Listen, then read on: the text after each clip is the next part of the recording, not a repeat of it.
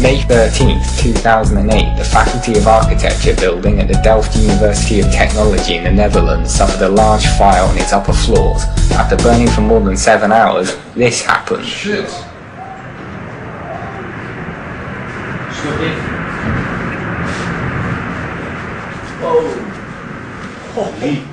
The progressive collapse was everything one would expect, localized, asymmetric, and nowhere near free-fall acceleration.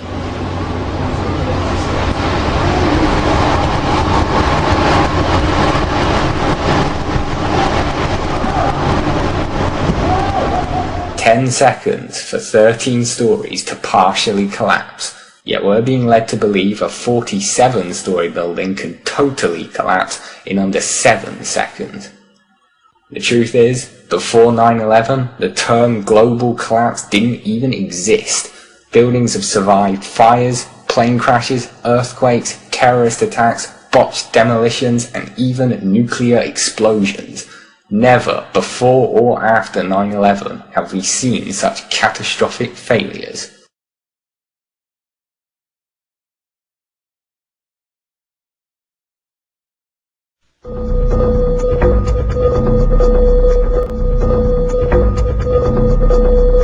Building 7's unique structure made it especially vulnerable to collapse that day.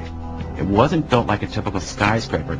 It was more like a small amphitheater. So the whole lower portion of the building was actually hollow. It didn't have vertical beams going down into bedrock supporting the structure. Instead, it had trusses that had to support the entire upper weight of the building.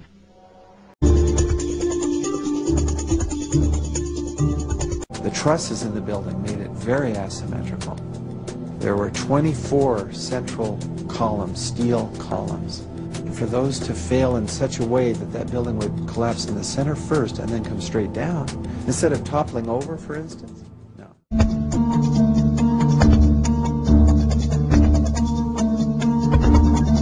When Tower 1 collapsed at 10:29 a.m., debris rained down on Building 7.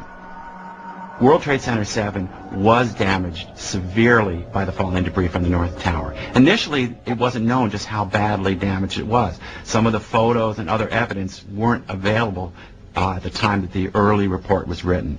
But we now know that the falling debris from the North Tower actually scooped out a major portion, the entire south wall of Building 7. Dr. S. Shyam Sunder would make the claim on behalf of the National Institute of Standards and Technology that on about a third of the face, to the center and to the bottom, approximately 10 stories, about 25% of the depth of the building, was scooped out.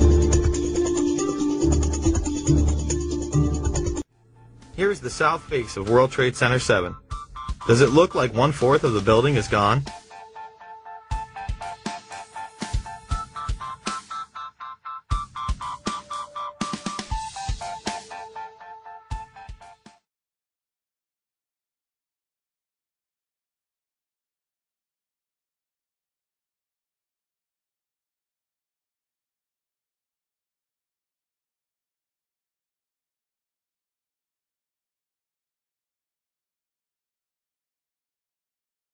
It does look exactly like a controlled demolition.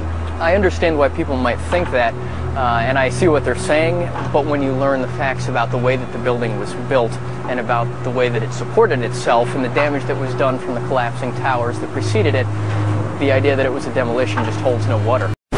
Wrong, sir. Wrong.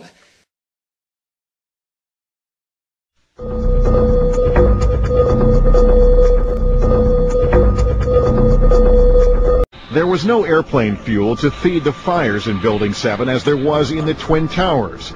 But Building 7 had something else.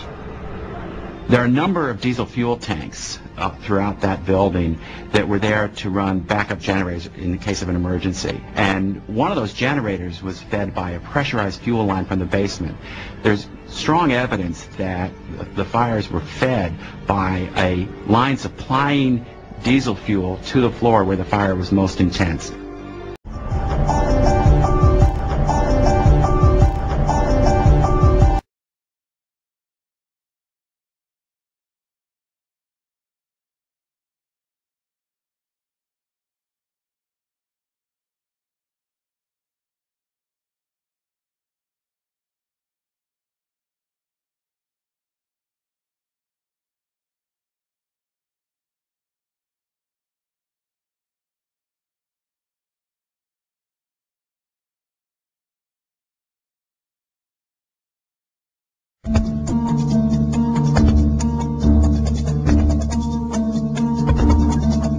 take an army of workers. It would take months. You'd have to strip all the sheetrock off the walls. You'd have to run hundreds of miles of wiring all throughout the building in order to wire a building for demolition. So this idea that, you know, some crew dressed in black could sneak in the middle of the night and wire a building like that to be demolished is just, it's absurd.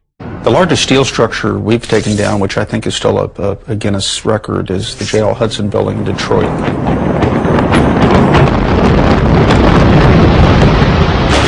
It took months to design it. It took months to prepare the structure for the placement of the explosive charges. Months. It's noisy. There's just no way to get around it. You go in, you knock out usually all the walls on the floors where you place explosives. Got them. Then there's the placing of all the hundreds of explosive charges, plus literally miles of initiating cable and miles more detonating cord. It is such a disruptive process. You're tearing down walls, you're exposing beams, and then you're preparing those beams. You can't just do that in a day. You can't do that overnight. You can't do that with a stealth team of ninjas. You can't do it.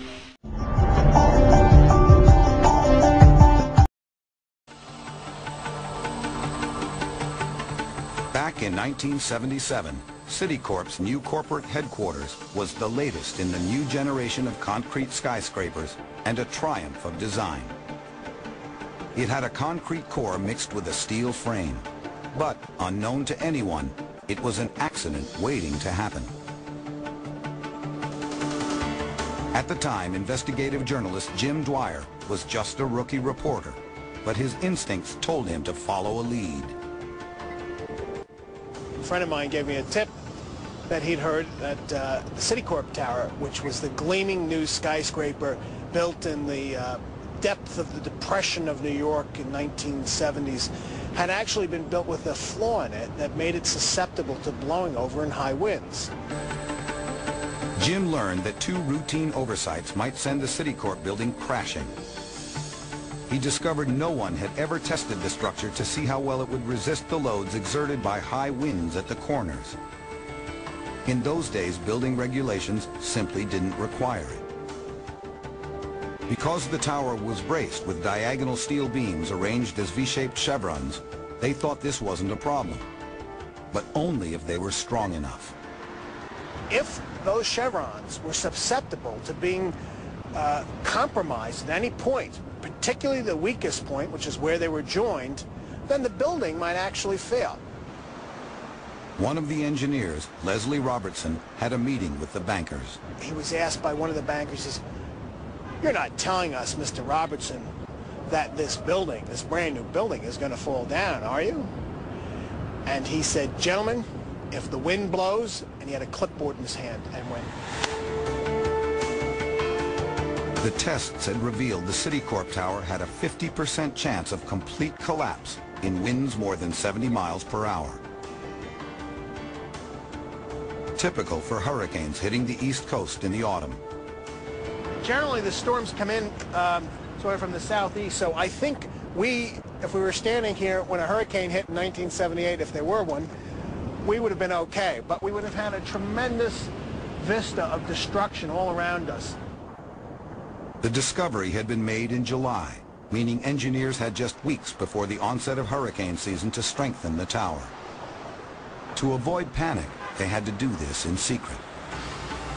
Night after night, after office workers left the building, the light from welding torches could be seen high above the streets as steel braces were welded onto the chevrons to make the joints strong enough. The near miss showed just how risky building tall can be.